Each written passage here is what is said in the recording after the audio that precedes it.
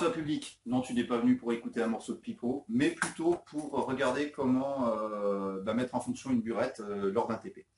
Alors, une burette graduée, c'est un des trois instruments de mesure précis en chimie, avec la fiole jaugée et la pipette jaugée. Tu auras certainement à l'utiliser assez régulièrement en TP. Alors, pour la mettre en fonction, la première des choses, c'est de faire un peu la liste du matériel qui va être nécessaire.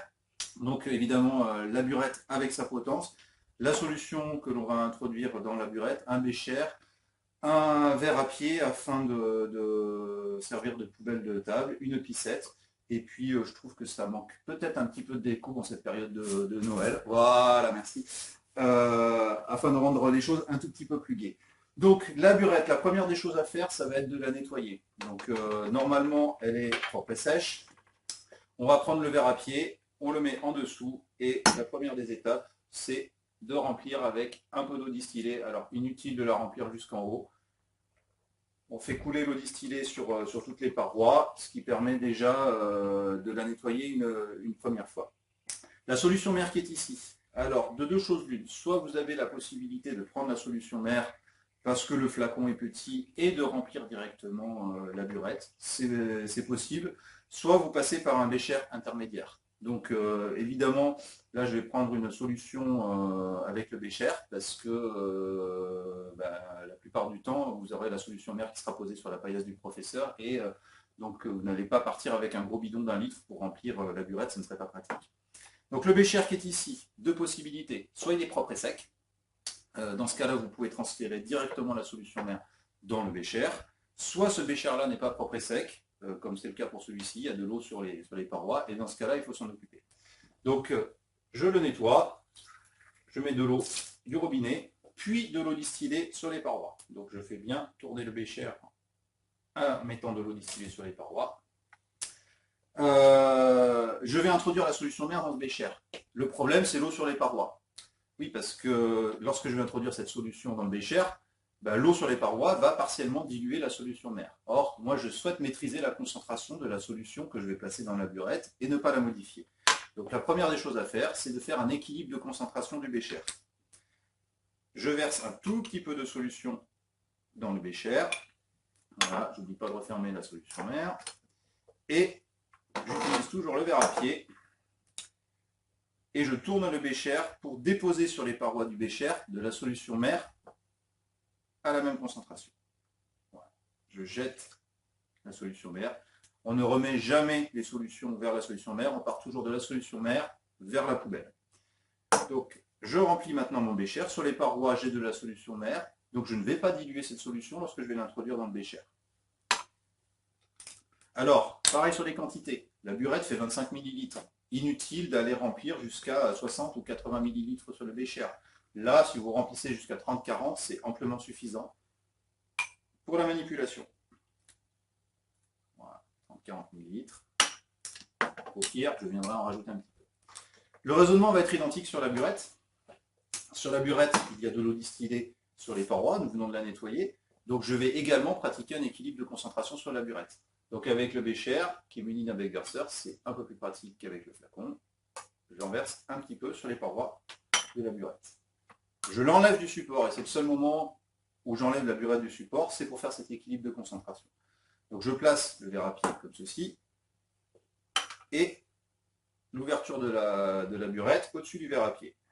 Je la place à l'horizontale, et je la fais tourner afin de déposer la solution mère sur toutes les parois. Je replace le verre à pied ici, et je vais faire couler la burette voilà, dans le verre à pied. Je jette la solution. Encore une fois, on part de la solution mère vers la poubelle. Une fois que la solution mère a coulé, je referme le robinet et je remplis ma burette. Alors, le zéro de burette est ici et je vais remplir jusqu'au-dessus du zéro de burette. Voilà, il me manque un petit peu de solution mère, je vais en rajouter. C'est pas grave.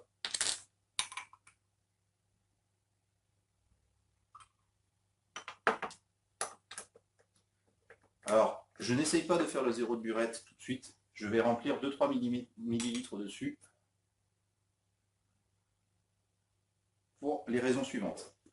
La première raison, c'est que ici vous avez une bulle. Il y a une bulle. Il faut absolument chasser cette bulle. Pourquoi? Ben parce que si vous ouvrez le robinet et qu'il y a de l'air qui descend, certes l'air va s'échapper, mais le niveau va descendre également. Donc si le niveau descend, vous allez considérer que vous avez ajouté un volume de solution mère dans votre solution. Or, ce n'est pas le cas, c'est juste de l'air qui est descendu. Donc la première étape, c'est de chasser la bulle. Pour chasser la bulle, on ouvre en grand le robinet et on tapote sur la burette. Voilà. La bulle est partie.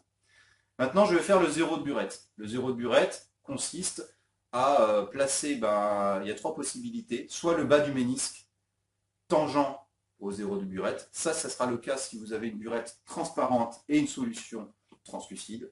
Voilà.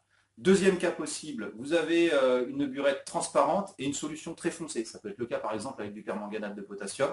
Dans ce cas-là, vous ne prenez pas le bas du ménisque parce que vous ne le verrez pas, vous prenez le haut du ménisque. Et troisième possibilité, que je vous montrerai en détail sur la vidéo juste après, si vous êtes muni d'une burette avec une petite ligne bleue qui est peinte sur le fond, vous constaterez qu'au niveau du ménisque, cette petite ligne bleue se resserre et forme une pointe. Et c'est cette pointe qu'il faut ajuster sur le zéro de burette. Ensuite, ce n'est pas une obligation, mais je vous le conseille, de tenir votre burette convenablement. Alors, à l'usage, au départ c'est un petit peu compliqué, mais à l'usage ça rend l'utilisation de la burette plus facile, c'est de prendre les deux doigts, comme vous faites un lever de victoire, vous les placez derrière la burette, voilà, derrière la burette, et c'est eux qui vont vous servir à manipuler le robinet de la burette. Ensuite, avec votre pouce, vous le placez sur l'avant, et c'est votre pouce qui va exercer une pression soit en haut, soit en bas, pour ouvrir ou fermer le robinet. Donc là, je vais être obligé de tourner la burette pour faire le zéro. Donc je mets bien les yeux au niveau du zéro, j'ouvre tout doucement, je fais couler tout doucement, et je referme.